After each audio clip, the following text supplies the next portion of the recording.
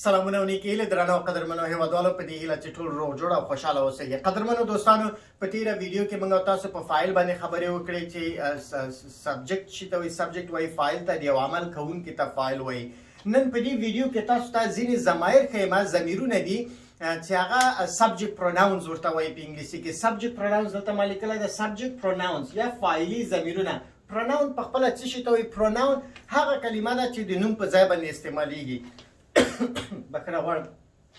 pronoun یعنی هغه کلمه ده په انګلیسي کې موږ تاسو داسې تشریح کوو. pronoun is a word that replaces a noun.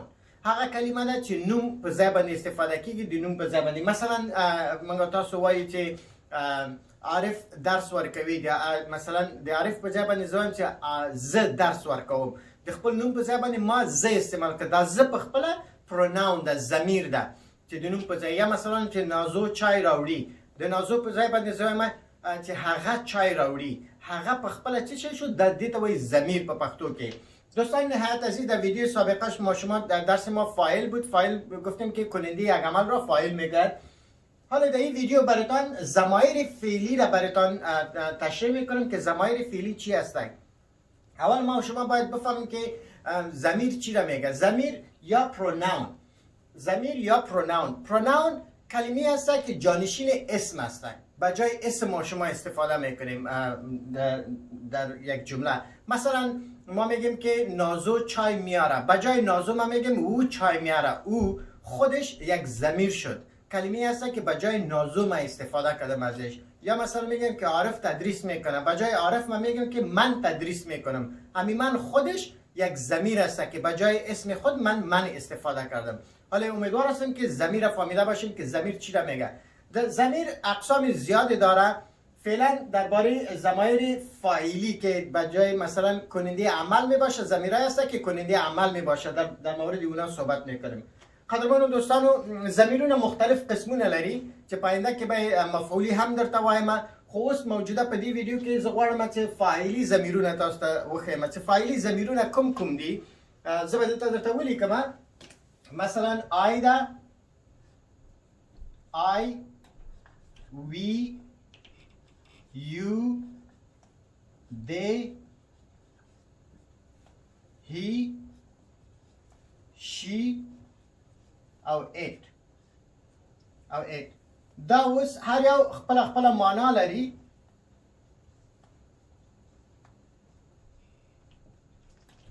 دا فاعلي ضمیرونه دي. دا هغه ضمایر دي چې د فعل لکه فعل کوي یو عمل کوي. دوی ته وایي فاعلي ضمیرونه. I, we, you, they, he, she, it. پوه شئ؟ نو I څه معنا؟ I زه چې کله مثلا د خپل نوم پر ځای باندې I استعمالوي دا یو ضمیر شو که نه. I معنا زه. په دری کې میگیم په دری کې وایي چې من. در دری میگیم من. پښتو کې وایي زه. We مونږ. مونږ یا ما. در دری میگه ما. You ته یا تاسو. دی دوی. تاسو په دری کې وایي شما. دوی دری میگیم آنها. هی هغه. یا در دری میگیم او. شی هم هغه. هی مذکر لپاره استعمالیږي و دلته ولیکم مذکر. او شی مؤنث لپاره هغه.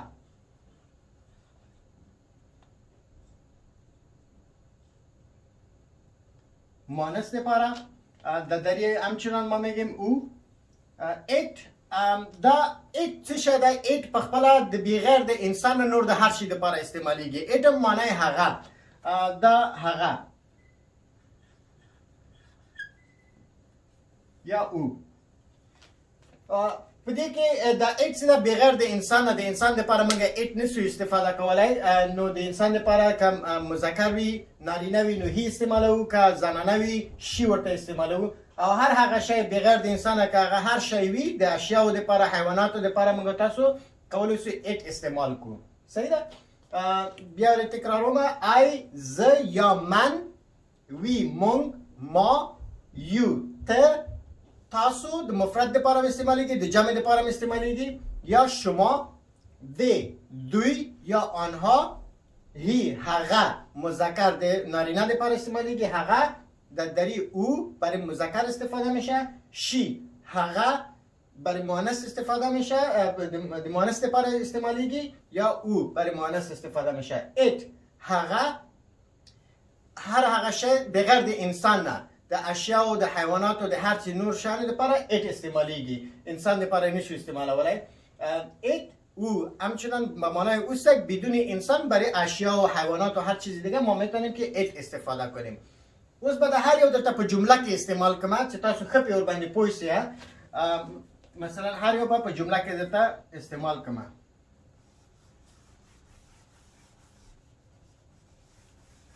مثلا موږ تاسو وایو آی، دا به په بل قلم درته ولیکم چې په صحیح ور باندې پوه شئ. آی مثلا آی په یو جمله کې موږ استعمالوو، وایي چې I am going to school. I am going to school. په دې جمله کې تاسو ګورئ I پکې subject pronoun ده، subject ده، فاعل ده، د دې going ده، د تګ عمل څوک کوي؟ د I کوي، زه. I am going to school. I am going to school. زه مکتب ته ځم. زه مکتب ته ځم. جمله را پسې تکرار کړئ دوستانو. I am going to school. I am going to school. زه مکتب ته ځم. یا من مکتب میروم. په دې جمله کې د این جمله I سابجکت است، فاعل است و بجای اسم ما شما از I استفاده کردیم، یعنی ضمیر است، ضمیر فاعلی است. I am going to school. چون امی عمل رفتن کی انجام میده؟ می I انجام میده، به او خاطر فاعل است و ضمیر به خاطر برش میگیم که جانشین اسم شده. I am going to school. یا مثلا میگیم که برای we are learning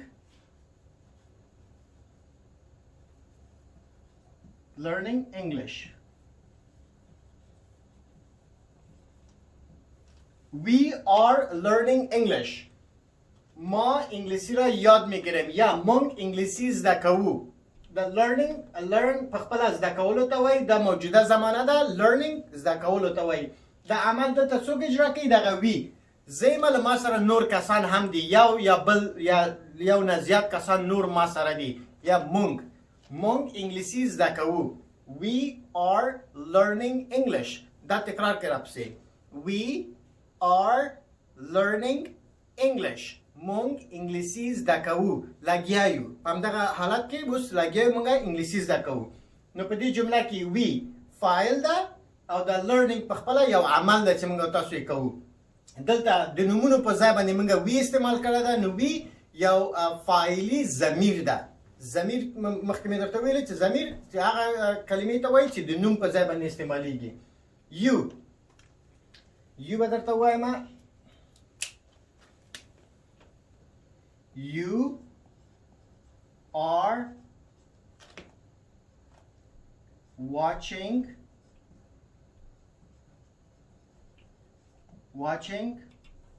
my video. You are watching my video. You are watching my video. You are watching my video. تاسو زما ویډیو ګورئ. واچینګ کتلو ته وایي، د تلویزیون کتلو ته یا په یو شي کې لوبه ګورئ هغې ته واچینګ وایي، کتلو ته وایي. You are watching my video. You are watching my video. تاسو یا ته زما ویډیو ګورئ. په دې جمله کې you فاعل ده، دا واچینګ په خپله عمل ده چې تاسو اجرا کوئ، کتل. او ویډیو آبجکت ده، مفعول ده. هغه به انشاءالله په بله ویډیو کې درته تشریح کوم. د یو دیزی کې که زه د تاسو هر یو جدا جدا نوم واخلم احمد محمود کنه دا watching my video د هغې په ځای باندې زه صرف یو وایم یا تاسو نو ځکه ورته فاعلي ضمیر وایي ضمیر ده فاعلي ضمیر ده they are اوس دی به درته استعمال کوم they are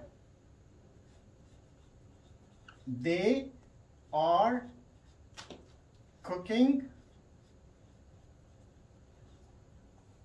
rice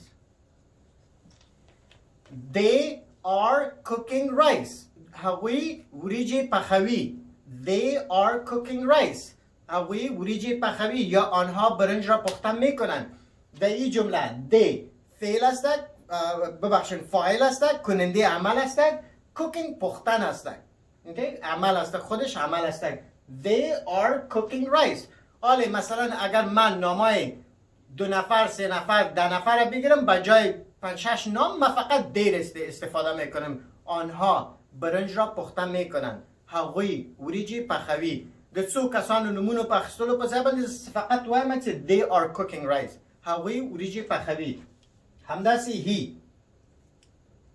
he هم موږ کولی شو همداسې مثلا په یو جمله کې موږ استعمال کوو he is my student ودرګه د دې په ځای باندې یو جمله داسې he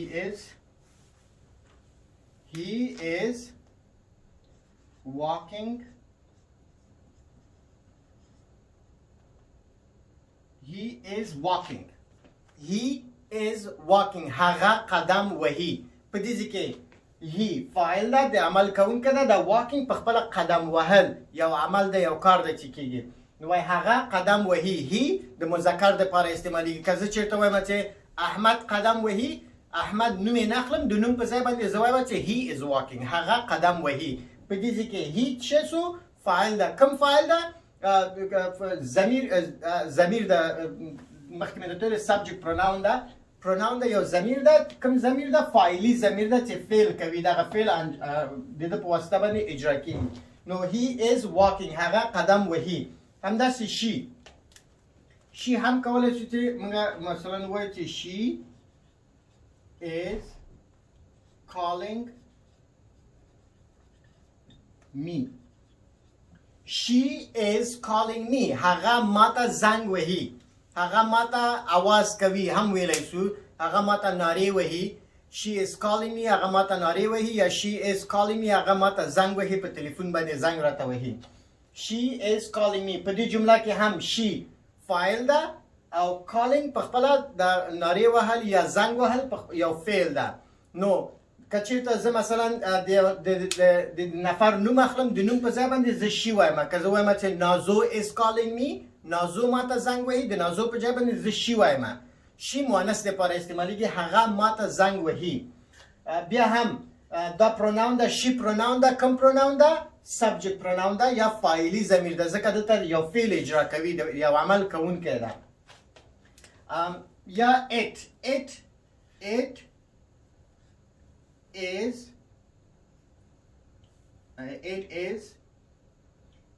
مثلا it is running fast it is running fast په دې کې it یا هغه تیزه منډه وهي it is running fast هغه تیزه منډه وهي مثلا دا هغه کېدای شي یو سپی وي یو غوایی به وي یا موټر به وي هر شی چې وي مقصد انسان ته نه استعمالېږي نور هر شي ته یو خرګوش به وي د هر شي دپاره نو بغیر د انسان هر شي دپاره it استعمالېږي it is running fast هغه تیزه منډه وهي it خودش در جمله it subject است چی رقم subject است subject pronoun است ضمیر است ضمیر فاعلی است که فعل انجام میده running همین دویدن کی میکنه it میکنه اینال it همچنان ما میگیم او تیز میدوه معنی جمله چی است it is running fast او بسیار تیز میدوه یا تیز میدوه معنیش چی است it is running fast it بدون انسان اگر مثلا این خرگوش باشه ما میتونیم که خرگوش بسیار تیز میره، بجای از اینکه نام خرگوش بگیریم ما ات استفاده میکنیم، بجای نامش ات استفاده میکنیم. یا موتر باشه که تیز میره میدوه، بجای موتر ما میگیم ات. او چی است؟ ضمیر است، ضمیر فاعلی است که اینجا این فعل انجام میده. دوستان په دې هیله په دې باندې ښه صحیح پوه شوي یاست. بیا هم درته یو وارې تشریح کوم د جملې زده کړه. په راتلونکي ویډیوګانو کې تاسو کولی شئ چې د I am going to school په ځای باندې د مثلا we are going to school وایي، تغییر او تبدیل یې کړه. دې جملو نه تاسو ډېر شیان زده کوئ. کولی شئ چې د دې په ځای باندې you راولئ، دلته you are cooking rice یا they are watching my video یا he په ځای باندې he is walking دا she دلته استعمال کړئ. یو بل تغییر ورته ورکړئ چې په جملې په انګلیسي کې زده شي ښه صحیح. زه یې تکراروم، تاسو ما پسې ووایه I am going to school. I am going to school. I am going to school. زه مکتب ته ځم، من مکتب میروم. یا زه ښوونځي ته ځم، من مکتب میروم. We are learning English. مونږ انګلیسي زده کوو. We are learning English. You are watching my video. You are watching my video. تاسو یا ته زما ویډیو ګورئ. They are cooking rice. هغوی وریجې پخوي. They are cooking rice. هغوی وریجې پخوي یا آنها برنج را پخته میکنند. He is walking. هغه قدم وهي. هغه قدم وهي. She is calling me. هغه ماته زنگ وهي. مؤنث لپاره she. It is running fast. It is running fast. هغه تیزه منډه وهي. نو په دې هیله چې په دې جملو باندې پوه شوي یاست. انشاءالله د راتلونکي ویډیو په تمه اوسئ. دا فاعلي ضمایر و چې انشاءالله درته تشریح کړه او هر یو مې درته په جمله کې هم استعمال کړه. ورپسې به انشاءالله همدغسې د فعل په باره کې خبرې کوم، د فعل نه وروسته به مفعول درس هم در کوم. تاسو کمک و مرسته و ملاتړ نه یوه نړۍ مننه. تشکر دوستان عزیز. با امید که ویدیو را شریک بسازیم با دوستایتان و دوستایتان آگاه بسازیم که چنل یوتیوب ما را سابسکرایب کنند تا که انگلیسی را از اینجا با آسانی به لسان خودتان یاد بگیرید. تشکر. زنده باشین. خدا پامن.